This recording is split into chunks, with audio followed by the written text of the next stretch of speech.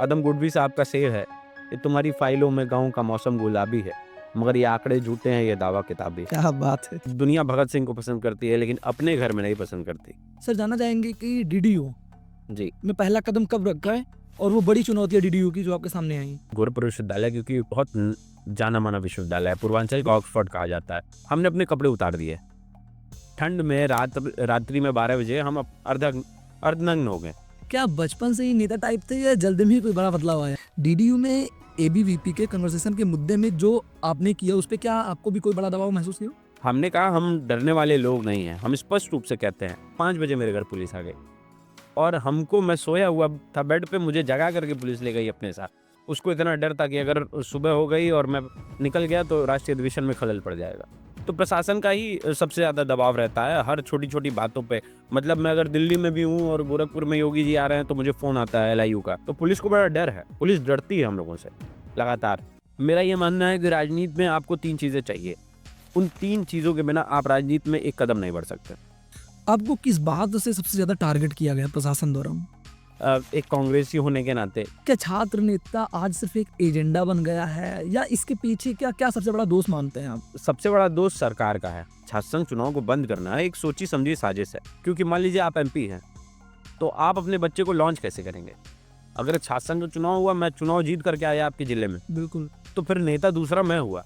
21 वर्ष का लड़का अगर कलेक्टर बन सकता है, तो 21 वर्ष का लड़का ही जो जिला चला रहा है, वो पंचायत क्यों नहीं चला सकता? क्या बात। वो विधानसभा में क्यों नहीं पहुंच ट्रू, सकता? बिल्कुल 100% ट्रू। तो उम्र वही है। कोई आईएएस बन रहा है तो किसी को विधायक भी बनना चाहिए। बड़े बड़े हमारे पास मुद्दे हैं लेकिन सांसद में कभी उन मुद्दों पे बात नहीं किया जाता। आज हमारे पास दिल्ली में हम बैठ के पॉडकास्ट कर रहे हैं आपके साथ में, जी। आज यहाँ पे इतना पॉल्यूशन है कि हमें बाहर बैठना ही बहुत बड़ा चैलेंज है। भाजपा का एक ही काम है, लोगों को घुमाना, मुद्दों से भटकाना। उन्होंने कहा था कि जो हवाई चप्पल पहनेगा उसको, मेरा सपना है कि हवाई जहाज पे चढ़ा बैठेंगे। बिल्कुल, आज जो हवाई चप्पल तो छोड़ दीजिए, जो महंगे महंगे कंपनियों के जूते पहनते हैं वो भी नहीं चढ़ पा रहे हैं। अगर मैं मानता हूँ कि ऐन मौके पे 2 कंपनियां एयरटेल और जियो बंद हो जाती है तो हमारे देश का क्या होगा? कांग्रेस एक समय में बहुत बड़ी राजनीतिक पार्टी हुआ करती थी, लेकिन आज चारों तरफ सिर्फ बीजेपी ही एक बड़ी पार्टी बनकर उभर रही है। ऐसा क्या कमियां क्या देख रहे हैं कि कांग्रेस में या सपा में ऐसी कौन सी कमियां हैं जो बीजेपी को क्रॉस नहीं कर पा रही हैं? जब आचार संहिता लग जाती है तो उसके बाद आप किसी को 10 रुपए की चाय नहीं पिला सकते आचार संहिता लगने के बाद। बिल्कुल। लेकिन यहाँ तो आचार संहिता लगे ना लगे उससे मतलब ही नहीं है, बैंक के खातों में लोगों के पैसे जा रहा है। मतलब घर घर जाके पैसा देने से बेहतर कर दिया कि खाते खुलवाएं, डायरेक्ट पैसे भेज रहे हैं। क्या लगता है कि आज जो छात्र राजनीति बनी है वो सिर्फ नारेबाजी के काम में आती है? तो सूरज की तपिश को आप रोक नहीं पाएंगे। क्या बात। सूरज तो उगेगा, हर रात का एक सवेरा होता है। आदित्य शुक्ला पे जब कोई दबाव आता है तो सबसे पहले कॉल किसको जाता है? हनुमान जी का। एनएसयूआई में कौन सी 3 चीजें सबसे बड़ी समस्या है? अपना संगठन है इसलिए नहीं कह पाएंगे कि जो छात्र संघ की बात करेगा वही सरकार पे राज करेगा। मैं आपसे एक दिल की बात बताऊं, जी। दिल्ली में 2019-20 से लगातार आता हूं और यहाँ पे कुछ रास्ते हैं जहाँ मुझे पैदल चलना बहुत अच्छा लगता है। जैसे जब आप उद्योग भवन मेट्रो स्टेशन से उतरेंगे और आगे बढ़ेंगे तो ये जो एमपीज के हाउस है, इसको देख के लगता है कि ये कुछ जो है अपना सा है। आपको क्या लगता है? मैं यहाँ बैठा हूँ तो अभी बीजेपी के ऑफर नहीं होंगे मेरे पास। आज के पॉडकास्ट में एक खास चेहरा कैंपस की राजनीति से लेकर और सिस्टम तक अपनी आवाज उठाई। तो आज के खास पॉडकास्ट में आदित्य जी हमारे मेहमान हैं, तो स्वागत सर हमारे इस खास पॉडकास्ट। जी बहुत धन्यवाद आपका। सर सबसे पहले जानना चाहेंगे कि आपकी वो उपलब्धियां जिससे आज आप हमारे साथ बैठे हैं। जी, देखिए उपलब्धियां कुछ नहीं है। हम लोग लगातार ये सोचते थे शुरू से कि छात्रों की मदद की जाए और छात्रों की मदद करते करते आज हम यहाँ पहुंचे हैं और छात्रों के साथ के बिना ये संभव नहीं था। तो लगातार मैं सिर्फ छात्रों को धन्यवाद दूंगा, इस प्रकार से वो लगातार मेरा सहयोग कर रहे हैं और आज पूरे प्रदेश भर से छात्र हमसे जुड़ रहे हैं, तो मैं उनका विशेष धन्यवाद देता हूँ। और आपके चैनल पे आज आपने मुझे आमंत्रित किया, इसलिए आपका भी विशेष धन्यवाद है। छात्र राजनीति में पहला कदम कब उठाया और उस पहले कदम से ही कौन सी रुकावटें आई आपके लिए? देखिए छात्र राजनीति, क्योंकि हम लोग बहुत सामान्य परिवार से आते हैं, जी। तो हमने कभी सोचा नहीं कि हमें राजनीति ही करनी है। हम लोगों का प्रवेश हुआ विश्वविद्यालय में, हम विश्वविद्यालय में आए, जी। लोगों के साथ जुड़ाव हुआ, एक अच्छी जो है बॉन्डिंग बनी, काफ़ी छात्र जुड़े, तो हम लोग सब लोग मित्रवत थे, बहुत बढ़िया भाईचारा था, सब ठीक चल रहा था। उस बीच कोविड आया, तो मुझे एक छात्र ने मैसेज किया कि भैया और एग्ज़ाम्स आ गए हैं और ट्रेन्स का संचालन बंद है, तो हम लोग एग्ज़ाम देने नहीं आ पाएँगे। तो तब तक मुझे कुछ जानकारी विशेष थी नहीं, तो हमने कहा अच्छा रुको मैं प्रयास करता हूँ, बात करता हूँ किसी से। आपको ये जान के हैरानी होगी कि जब पहली बार मैं कुलपति कार्यालय गया था, तो मुझे ये नहीं पता था कुलपति कहाँ बैठते हैं। कि तो मुझे वो भी नहीं जानकारी थी, तो किसी तरह मैं पूछते हुए वहाँ पहुँचा हुँ, और उसके बाद पहली मेरी जो तस्वीर थी कुलपति को ज्ञापन देते हुए, वो उसमें कुलपति जो थे उस समय के अशोक सिंह जी थे, वो मुस्कुराए। वीके सिंह जी थे, वो मुस्कुराए। तो ये पहली बार हुआ था। तो फिर उसके बाद लगा कि ये जो परीक्षा है वो टल सकती है, तो हम हुँ, लोगों ने प्रयास किया। और वो दिन है और आज का दिन हम लोगों ने रुकने का काम नहीं किया, लगातार छात्र हितों में जो भी कठिनाइयाँ, मुसीबतें, चुनौतियाँ सामने आती हैं, हम लोग उसका पूरी पुरज़ोर तरीके से उसका सामना करते हैं। जैसे आज युवाओं के साथ समस्या यही है कि वो अपने क्षेत्र का चुनाव नहीं कर पाते। बिल्कुल सही बात। उनको किस क्षेत्र में जाना है, तो जब आपका दिल जहाँ कहे कि आपको यही काम करना है और जिस काम करने में आपको बहुत आनंद आए, तो समझिए वही आपका क्षेत्र है। तो आज हमको लगता है कि हाँ, हमने सही चुनाव किया है या जो 7-8 वर्ष हमने दिए हैं छात्र राजनीति को, तो लगता है कि नहीं ठीक किया है, ये बढ़िया है, यही हम लोगों का क्षेत्र है, इसी में काम करना था। सर जानना चाहेंगे कि डीडीयू जी। में पहला कदम कब रखा है और वो बड़ी चुनौतियाँ डीडीयू की जो आपके सामने आई हैं? देखिए विश्वविद्यालय, गोरखपुर विश्वविद्यालय क्योंकि बहुत जाना-माना विश्वविद्यालय है, पूर्वांचल का ऑक्सफोर्ड कहा जाता है। शासन के चुनाव लंबे समय से वहाँ बंद थे, लेकिन वहाँ से निकले हुए लोग बड़े-बड़े पदों पे गए हैं। जैसे आज देश के रक्षा मंत्री राजनाथ सिंह जी वहाँ से पढ़े हुए हैं। तमाम बड़े-बड़े नाम हैं जो वहाँ से पढ़े हैं और वहाँ की छात्र राजनीति का एक इतिहास रहा है। तो मेरा प्रवेश 2018 में गोरखपुर विश्वविद्यालय में हुआ। मैं बीए का छात्र था और पढ़ाई चल रही थी मेरी। मैंने आपसे जैसे पहले बताया कि कोविड के दौर में एक बड़ी चुनौती थी, जी। उसको हमने पार किया। फिर एक समस्या थी छात्रों की हॉस्टल्स को लेके, हॉस्टल्स खाली कराए जा रहे थे। बिल्कुल। तो हम लोगों ने प्रदर्शन किया उस समय ठंडी का टाइम था, हमको लगता है करीब 26 दिसंबर के आसपास की बात रही होगी। तो हम लोग दोपहर से प्रदर्शन कर रहे थे 12 बजे से। तो प्रदर्शन करते-करते शाम हो गई, फिर रात हो गई। रात में 10-11 बज गया, प्रदर्शन चल रहा था। ये हुआ कुलपति सुन नहीं रहे हैं। कुलपति के हम लोग आवाज़ के बाहर बैठे थे, अच्छी संख्या में, लेकिन कुलपति सुन नहीं रहे हैं।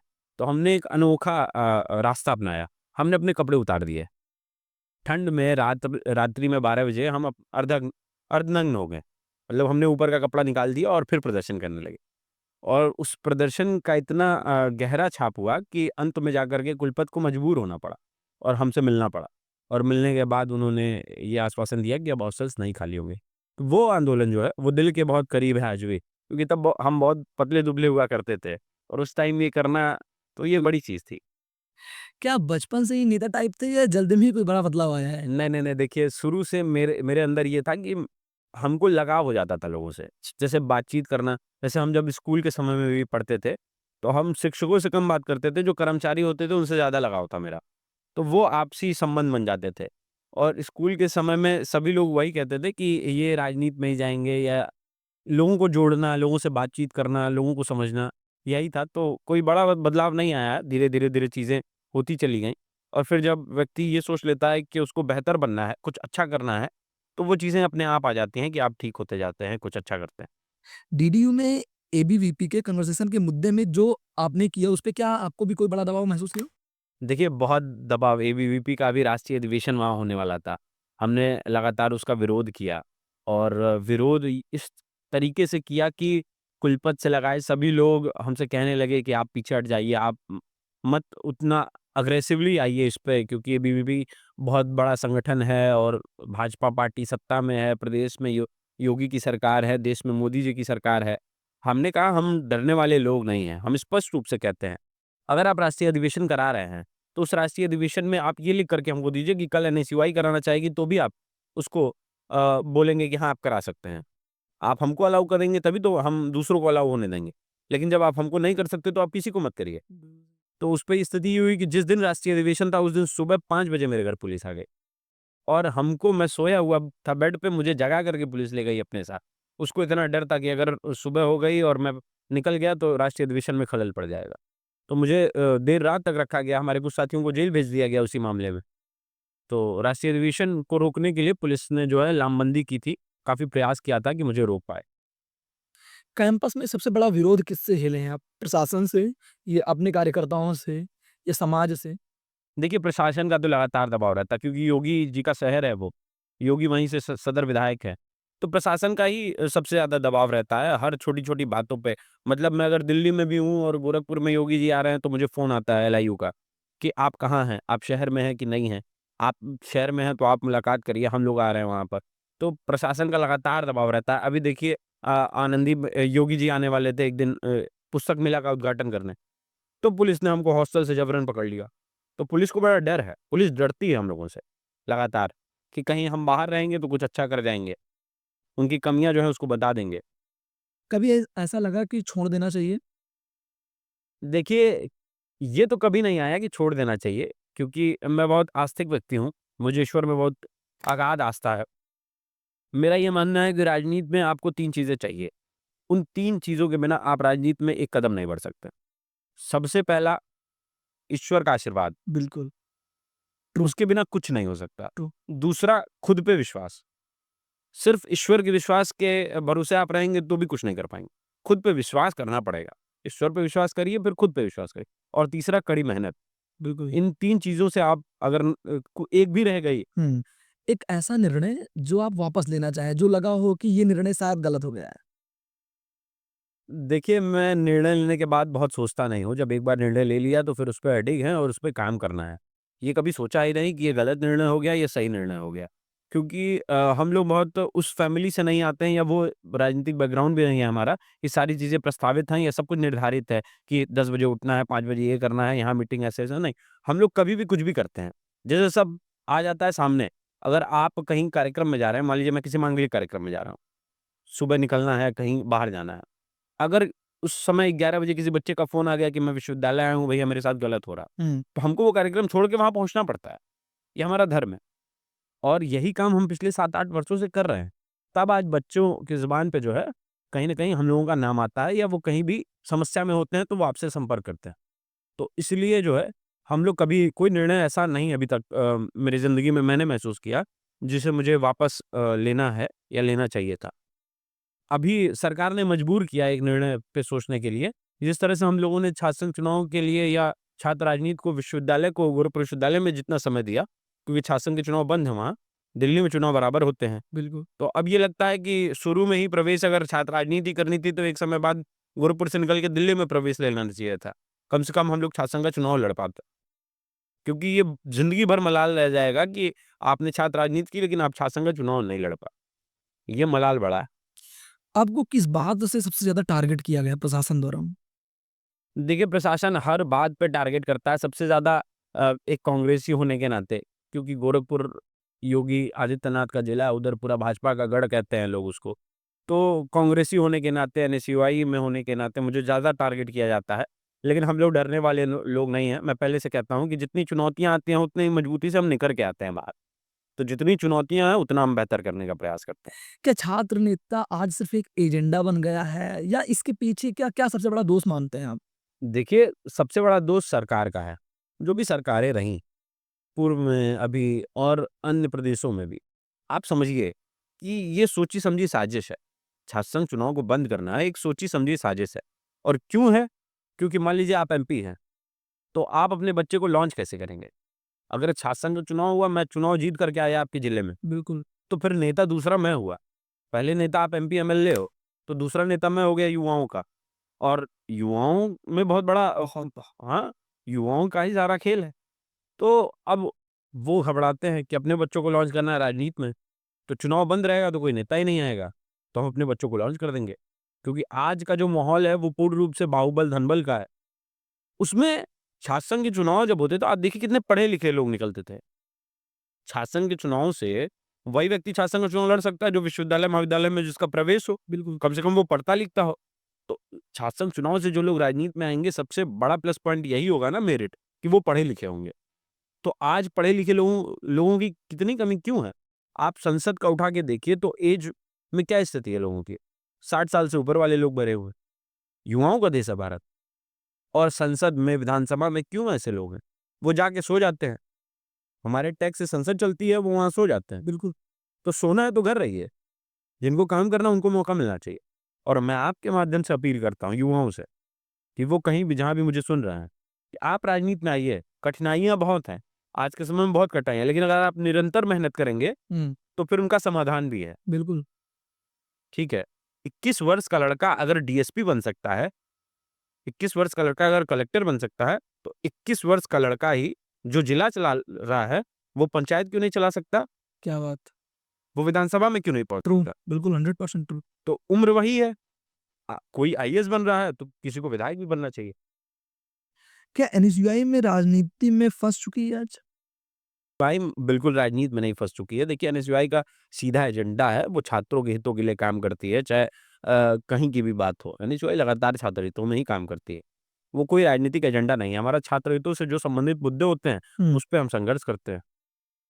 क्या लगता है कि आज आप देखते हैं कि बड़े-बड़े हमारे पास मुद्दे हैं, हुँ। लेकिन संसद में कभी उन मुद्दों पे बात नहीं किया जाता। आज हमारे पास दिल्ली में हम बैठ के पॉडकास्ट कर रहे हैं आपके साथ में, जी। आज यहाँ पे इतना पॉल्यूशन है कि हमें बाहर बैठना ही बहुत बड़ा चैलेंज है। दूसरी बात कि आज देखिए इंडिगो इतना फ्लाइट कैंसल हो रहा है। ये सब मुद्दे छोड़ के हम आई नो कि ये वंदे मातरम मुद्दा बहुत अच्छा है, लेकिन हम अपना मुद्दा छोड़ के जो अभी हम जिसमें चीन में हमारी जानें जा रही हैं, जिसमें हम फँसे हुए हैं, जी। इन सारे मुद्दों को छोड़ के हम भटक रहे हैं। देखिए भाजपा की सरकार जब से आई है, भाजपा का एक ही काम है, लोगों को घुमाना, मुद्दों से भटकाना। आप देखिए दिल्ली जैसे शहर में जहाँ प्रदूषण इतने हाई लेवल पे है, जहाँ आपको एक्यूआई झूठी दिखानी पड़ रही है जनता को, गलत दिखानी पड़ रही है, वहाँ आप संसद में 10 घंटे चर्चा करते हैं वंदे मातरम पे। आप देशभक्त नहीं हैं कि मैं देशभक्त नहीं हूँ। पूरा देश देशभक्त है। तो उस पे बार-बार चर्चा करने की क्या ज़रूरत है? आज चर्चा करने की ज़रूरत है महँगाई पे, बेरोज़गारी पे, महिलाओं पे जो उत्पीड़न हो रहा है उस पे। तमाम मुद्दे हैं ना बड़े। इंडिगो में इतना क्राइसिस हो गया, बताइए लोग परेशान हो रहे हैं। इन सारे मुद्दों को छोड़ के हमारा भारत देश संसद में किस मुद्दे पे चर्चा कर रहा है? वंदे मातरम पे। कितने घंटे? 10 घंटे। वंदे मातरम पे आपको चर्चा करनी है तो पहले ये जो समस्याएँ हैं उसको दूर कर लीजिए। उसको दूर कर लीजिए, सब लोग उस पे चर्चा करिए, सब लोग एप्रिशिएट करेंगे आपको।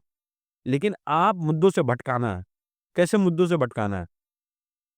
नरेंद्र मोदी जी लगातार सिर्फ लोगों को मुद्दों से भटकाते आए हैं, आज तक। उनका जुमला था 2 करोड़ रोज़गार, 15 लाख खाते में और तमाम बड़ी-बड़ी चीज़ें।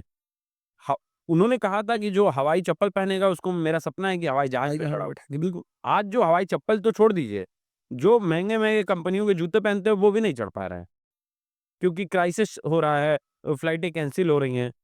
तो आप सामान्य गरीब आदमी के लिए तो छोड़ दीजिए, आप कुछ सोचते ही नहीं। आप सिर्फ़ उसको मुद्दों से भटकाते हैं।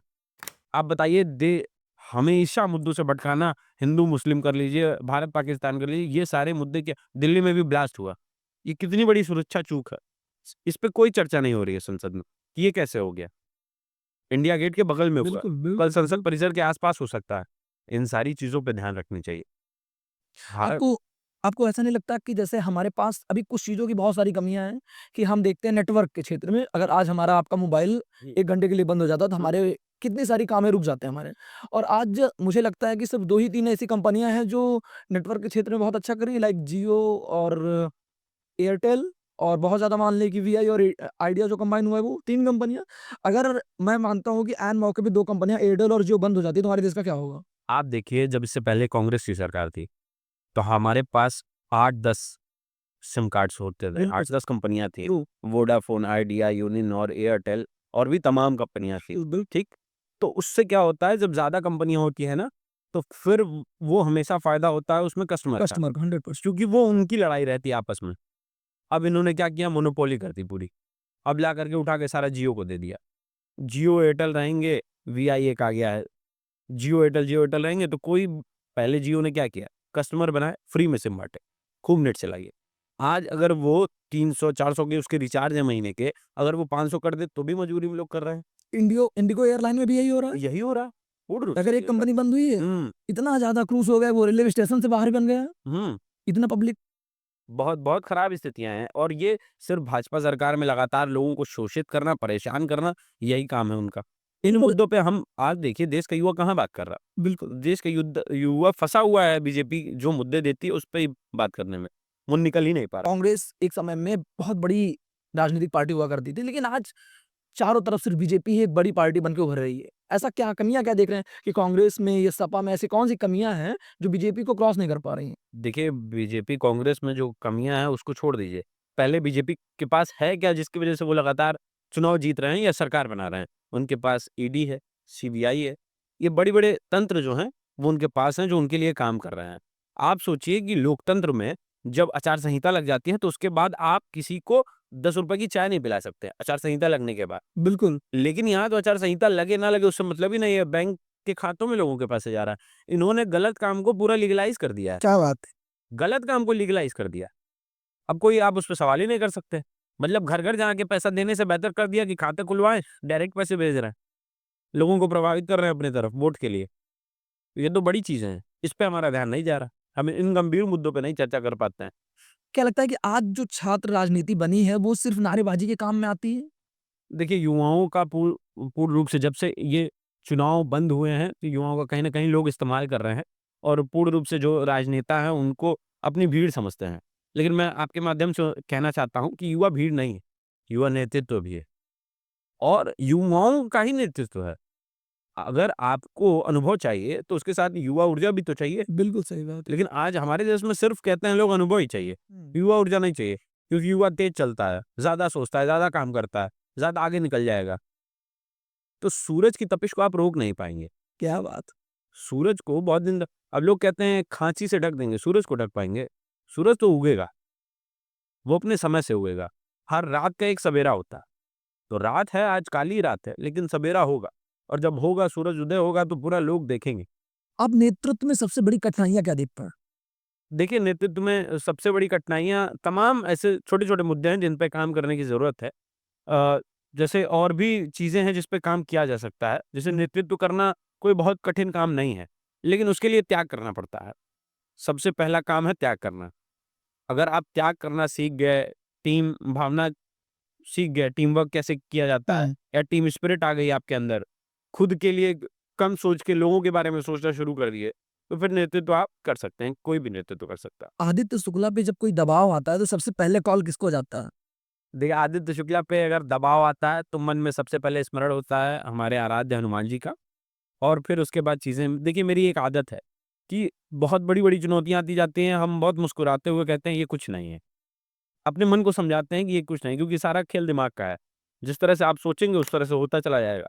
तो हमको लगता है ये कोई चुनौती ही नहीं है, ठीक है ये हो जाएगा। आदित्य इसके बाद जी, क्या करना है? कोई एक ऐसा आदमी या कोई एक ऐसा लड़का जिस पे आप ऐसा भरोसा करते हो कि ये प्रॉब्लम आई है, इसमें तो मेरी कोई ज़रूरत ही नहीं है, वो खुद ही सॉल्व कर देंगे? देखिए ऐसे तमाम मेरे साथी हैं, मेरे छोटे भाई हैं, जो मुझे लगता है कि वो बहुत ही योग्य हैं इन सारे मुद्दों को काम करने के लिए मैं मेरी कोई बात होती है। मैं आपके माध्यम से कुछ हमारे मित्र हैं जिनका बड़ा रोल है मेरे जीवन में, मैं उनका नाम लेना चाहता हूँ कि वो मेरे जीवन में उनका बड़ा रोल रहा है। उन्होंने बड़ा साथ दिया है, सहयोग किया है और लगातार अभी भी हम लोग संपर्क में हैं। लगातार हमारे साथ वो खड़े रहते हैं, हर मुद्दे पे कोई भी बात होती है तो हम लोग जो है उनसे बात कर लेते हैं। छात्र राजनीति में आज सबसे बड़ी कमी क्या देख रहे हैं आप? छात्र राजनीति में देखिए कहीं न कहीं अशिक्षा है। लोग पढ़ लिख कम रहे हैं, जो कि बहुत ज़रूरी है। अगर आप पढ़े लिखे रहेंगे तो आप डीएम से अपनी बात कर पाएँगे, बिल्कुल। आप मुद्दों पे बात कर पाएँगे तो मेरा मानना है कहीं न कहीं ये एक समस्या आ रही है। दूसरी चुनाव बड़ा लंबे गैपिंग हो जा रही है चुनाव बंद होने की। उसपे अंकुश लगाने की ज़रूरत है। चुनाव समय-समय पे होते रहेंगे तो फिर छात्र राजनीति में लोग नेतृत्व मिलता रहेगा। बच्चों को लगता है कि हम सक्सेसफुल इंसान बन जाएँ। तो आपकी नज़र में सक्सेसफुल इंसान क्या है? देखिए क्योंकि मैं जिस क्षेत्र में हूँ, मेरा मानना है कि सबसे बड़ी विजय या सफलता वो है कि आपका नाम लोग सम्मान से लें, आप लोगों के काम आ पाएँ, छोटे-बड़े सारे वर्ग के लोग आपसे उम्मीद भरी नज़रों से आपकी तरफ देखें और आप उनकी उम्मीदों पे खरे उतरें। एनएसयूआई में कौन-सी 3 चीज़ें सबसे बड़ी समस्या हैं? देखिए एनएसयूआई क्योंकि मेरा संगठन है, हुँ। तो मैं उस पे बहुत विशेष नहीं आपसे कह पाऊँगा कि क्या कमियाँ हैं, लेकिन फिर भी जो 1-2 छोटी अपना चीज़ संगठन है इसलिए नहीं कह पाएँगे? नहीं, नहीं, नहीं जैसे 1-2 छोटी चीज़ें हैं जिस पे काम करने की ज़रूरत है हमारे संगठन को भी। देखिए मेरा मानना है कि अगर सुधार ना किया जाए तो फिर उसका जो वो विकास होता है वो रुक जाता है कहीं न कहीं। सुधार की आवश्यकता हम सबको है और सदैव रहती है और हम चाहते हैं कि सुधार जो भी लोग आकर के बताएँ उनका स्वागत करते हैं। तो सुधार की क्योंकि मेरा शीर्ष नेतृत्व इतना अच्छा है कि मेरी उससे हमेशा बात होती रहती है। तो जो भी कमियाँ कहीं रहती है तो वो हम लोग आपस में बात कर लेते हैं और उन पे जो है सुधार हो जाता है। 2027 में सत्ता परिवर्तन होने की ज़रूरत है? यूपी में देखिए सत्ता परिवर्तन बहुत आवश्यक है क्योंकि हम लोग कहते हैं कि एक नारा देते हैं कि जो छात्र की बात करेगा वही सरकार पे राज करेगा। तो छात्र चुनाव की बात इस समय वर्तमान समय में इंडिया गठबंधन ही कर रही है। भाजपा को तो हम लोगों ने देख लिया, तो हम चाहते हैं कि सरकार बदले बिल्कुल। क्या लगता है 2027 में उत्तर प्रदेश से राहुल गांधी जी की सरकार बनेगी? नहीं, बिल्कुल बननी चाहिए क्योंकि युवा इस समय आशा भरी नज़रों से राहुल गांधी की तरफ ही देख रहा है। वे जिस तरह से वो मुद्दे उठा रहे हैं युवाओं के, बेरोज़गारी और तमाम बड़े मुद्दे, तो इसलिए युवा उन्हीं की तरफ जो है सोच रहा है। 5 साल बाद खुद को कहाँ देखते हैं? देखिए ये किसी पार्टी से टिकट? देखिए ये तो मैंने कभी सोचा ही नहीं कि 5 साल बाद हमें क्या करना है, लेकिन हम ये ज़रूर सोचते हैं कि हम अभी जो कर रहे हैं उससे बहुत बेहतर करना है। मतलब और लोगों के बड़ी मात्रा में लोगों के काम आना है। मैं आपसे एक दिल की बात बताऊँ, जी। दिल्ली मैं 2019-20 से लगातार आता हूँ। मतलब साल में 4 बार 5 बार आता हूँ और यहाँ पे कुछ रास्ते हैं, हुँ। जहाँ मुझे पैदल चलना बहुत अच्छा लगता है। अच्छा, बहुत अच्छा लगता है, मतलब वो दिल के बहुत पास है। वहाँ चलने से एक ऊर्जा आती है और फिर जाकर के वापस मैं अपने कार्यक्षेत्र में बड़ी मेहनत से काम करता जैसे? हूँ। जैसे जब आप उद्योग भवन मेट्रो स्टेशन से उतरेंगे और आगे बढ़ेंगे, तो ये जो एमपीज़ के हाउस हैं, इसको देख के लगता है कि ये कुछ जो है अपना-सा है। तो उससे बड़ा लगाव है मेरा, इन सड़कों से, इन घरों से। तो मैं चाहता हूँ ये जीवन में सबके होता है कि आदमी सपना देखता है या लक्ष्य होता है या उद्देश्य होता है।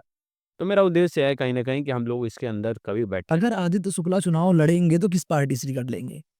बिल्कुल, मैं कांग्रेस पार्टी में हूँ, तो कांग्रेस पार्टी से ही चुनाव लड़ेंगे। अगर बीजेपी ऑफर करती है? नहीं, बीजेपी का ऑफ़र आपको क्या लगता है मैं यहाँ बैठा हूँ तो अभी बीजेपी के ऑफ़र नहीं होंगे मेरे पास। हम लोग 19-20 से सक्रिय राजनीति कर रहे हैं और 25 लास्ट में हम लोग बैठे हैं अभी और गोरखपुर से कर रहे हैं। तो बीजेपी से तमाम ऑफ़र्स थे हमको, उसके यूथ विंग से तमाम ऑफ़र्स आए, लेकिन हम लोगों ने जो है सिरे से उसको नकारा है और लगातार इस पे काम कर रहे हैं अभी। ये नए साल में हम लोग की एक नई योजना है, जिससे छात्र राजनीति हम लोग कर रहे हैं, लगातार छात्रों की मदद कर रहे हैं।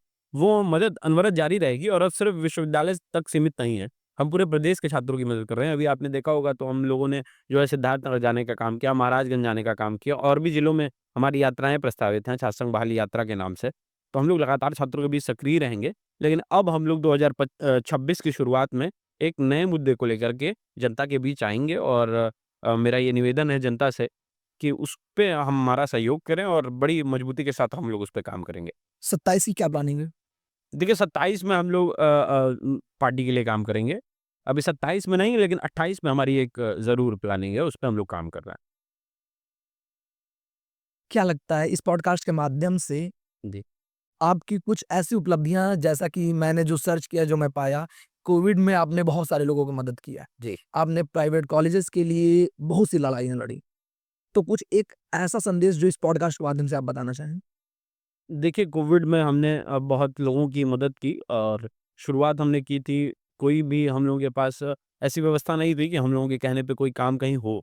लेकिन ईश्वर के का नाम लेकर के हम लोगों ने शुरू किया तो बड़ी मात्रा में लोगों ने सहयोग किया और यूनिसेफ ने हमको सम्मानित किया उस मुद्दे पे लेके और हम लोगों ने कम से कम 1000 से अधिक लोगों की मदद की, डायरेक्ट मदद की। और ऐसे-ऐसे समय में परिस्थितियों में फ़ोन आते थे कि एकदम रूह काँप जाती थी, कि महिला गर्भवती है और कोविड हो गया है।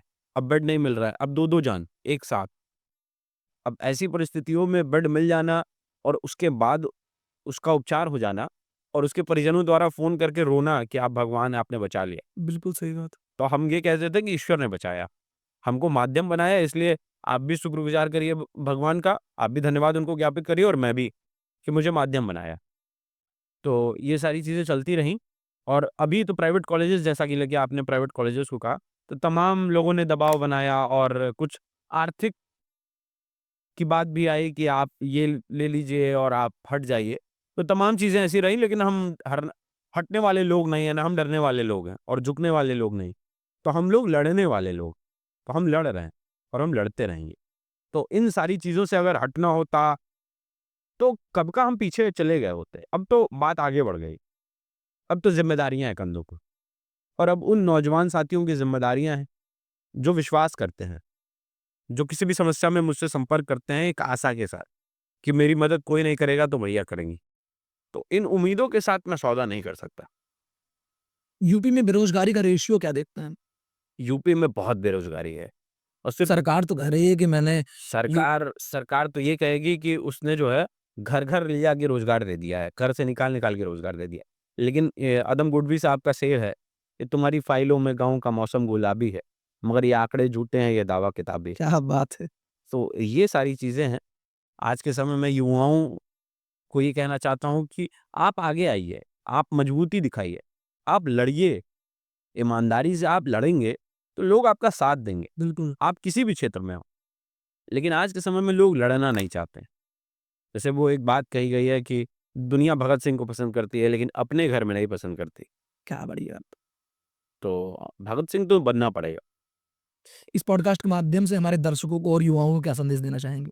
देखिए, युवाओं को विशेष संदेश यही है कि आप जो भी काम कर रहे हैं उसको मन से करिए, पूरी लगन के साथ करिए, पूरी शिद्दत से साथ करिए। तमाम ऐसे उदाहरण आपको मिल जाएँगे जो जिन्होंने शुरुआत ज़ीरो से की और आज शीर्ष पे पहुँच गए हैं। तो आप भी बिल्कुल पहुँच सकते हैं, इंसान ही पहुँचता है कहीं और जो आज आपके पास नहीं है वही कल होगा। तो बिल्कुल ये सोच के चलिए कि जो आज आपके पास नहीं है वो कल ज़रूर होगा और पूरी ईमानदारी के साथ, पूरी शिद्दत के साथ मेहनत करिए, ईश्वर पे विश्वास रखिए और खूब आगे बढ़िए। छात्रों के लिए कोई एक लाइन? छात्रों के लिए एक लाइन ज़रूर है कि आपके लिए सदैव आपका भाई आदित्य शुक्ला हर मुद्दे पे खड़ा है।